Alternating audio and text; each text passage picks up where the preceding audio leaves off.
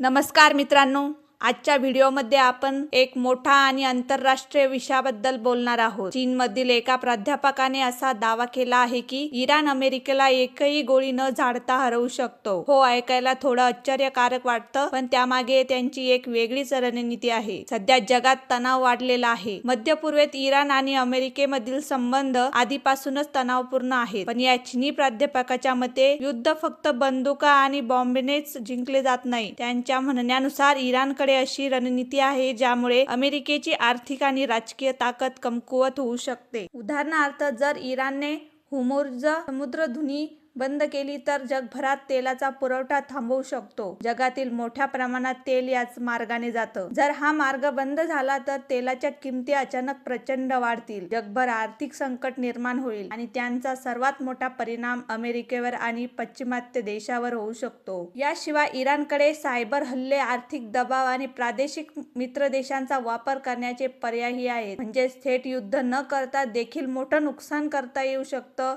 असा त्यांचा दावा आहे। पण दुसरीकडे अनेक तज्ज्ञ असंही सांगतात की अमेरिका अजूनही जगातील सर्वात शक्तिशाली लष्कर देश आहे। त्यामुळे प्रत्यक्षात इराणला अमेरिका हरवणं इतकं सोपं नाही। म्हणूनच हा विषय सध्या जगभर चर्चेत आहे। युद्ध होईल का, की फक्त रणनीती आणि दबावाचं राजकारण चालू राहील, हे येणारा काळच ठरवेल। मित्रांनो, तुम्हाला काय वाटतं? खरंच इराण अमेरिकेला एकही गोळी न झाडता हरवू शकतो का?